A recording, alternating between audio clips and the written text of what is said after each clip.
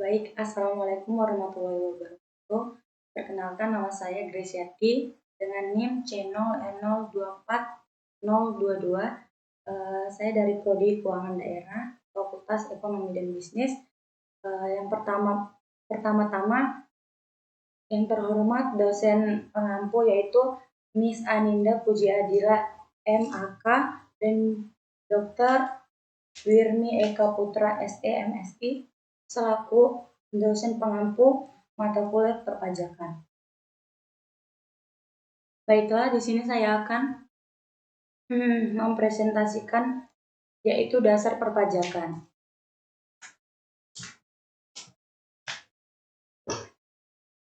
Pajak merupakan salah satu instrumen terpenting dalam perekonomian suatu negara sebagai sumber utama penerimaan negara. Pajak memiliki peran yang sangat strategis dalam membiayai pengeluaran rutin maupun pembangunan nasional.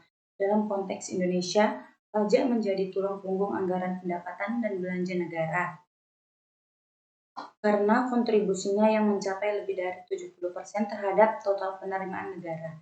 Hal ini menunjukkan bahwa keberlangsungan pembangunan nasional sangat bergantung pada kepatuhan dan kesadaran masyarakat dalam membayar pajak.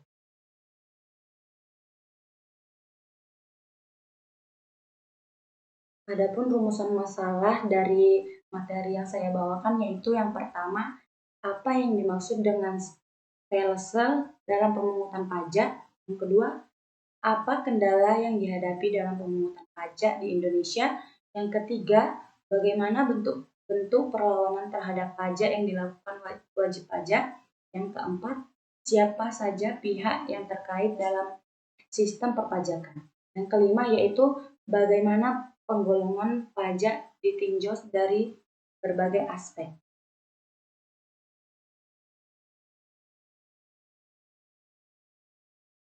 Stelsel dalam pemungutan pajak. Pajak merupakan suatu sistem yang diatur dalam undang-undang. Undang-undang salah satunya juga mengatur tata cara pemungutan. Stelsel pajak merupakan sistem pemungutan pajak yang digunakan untuk menghitung besarnya pajak yang harus dibayarkan oleh para wajib pajak. Pemungutan pajak dapat dilakukan dengan stelsel yang terdiri dari 3 jenis, yaitu stelsel nyata atau real, stelsel anggapan fiktif, dan stelsel campur. Yang pertama yaitu stelsel nyata atau real. Stelsel nyata merupakan salah satu jenis pemungutan pajak yang didasarkan pada objek atau penghasilan yang diperoleh sesungguhnya. Penghasilan nyata untuk pajak penghasilan. Yang kedua yaitu stelsel anggapan. Anggapan yang dimaksud di sini dapat bermacam-macam jalan pikirannya, tergantung pada peraturan perpajakan yang berlaku. Dengan demikian, stelsel ini merupakan sistem pemungutan pajak di depan. Misalnya, penghasilan suatu tahun pajak dianggap sama dengan tahun sebelumnya, sehingga pada awal tahun pajak telah dapat ditetapkan besarnya pajak yang terutang untuk tahun pajak berjalan. Yang ketiga yaitu stelsel campuran.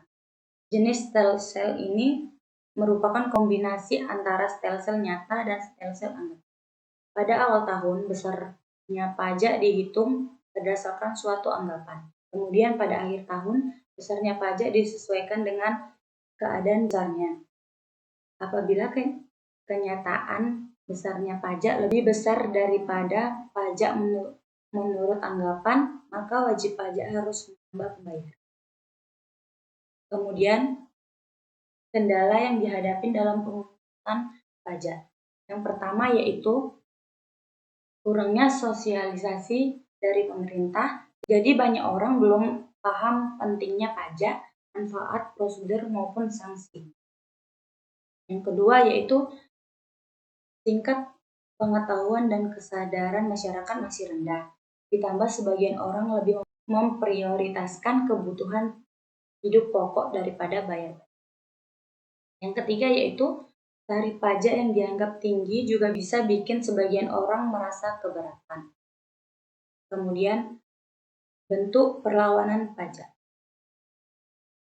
yaitu ada dua. Yang pertama, pasif. Karena keterbatasan, misalnya tidak bisa hitung pendapatan dengan benar. Yang kedua yaitu aktif. Sengaja menghindari pajak. Bentuknya penghindaran pajak dari celah hukum, contohnya tidak beli barang mewah atau pindah usaha ke daerah pajak rendah. Yang kedua, pengelakan pajak, melanggar hukum, contoh sembunyikan penghasilan. Yang ketiga, melalaikan pajak, tidak bayar pajak sama sekali. Kemudian, pihak yang terkait dalam perpajakan, yaitu ada 3. Yang pertama, negara. Negara butuh dana untuk menjalankan pemerintahan. Jadi punya hak memaksa warga untuk membayar pajak lewat undang. Yang kedua yaitu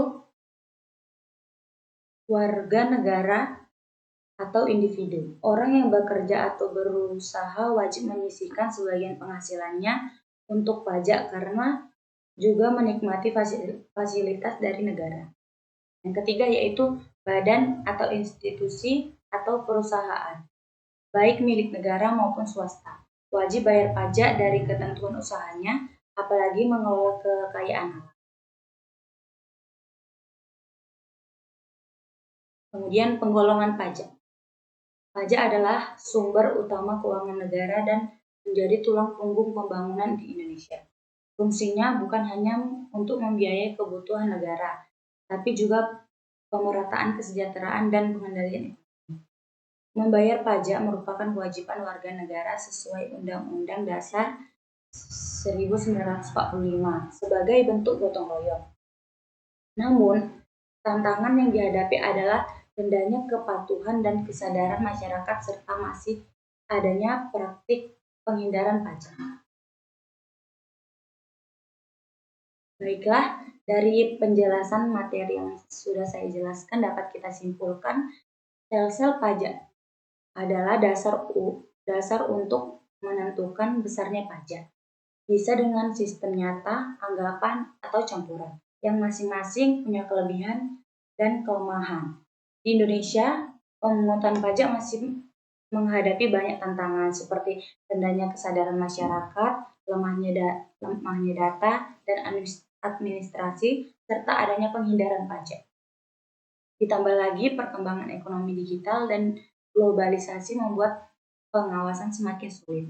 Karena itu, perlu reformasi terus-menerus. Peningkatan kualitas petugas pajak, sistem yang lebih modern, dan sosialisasi ke masyarakat agar pajak benar-benar bisa jadi sumber utama pembangunan dan pemerataan kesejahteraan.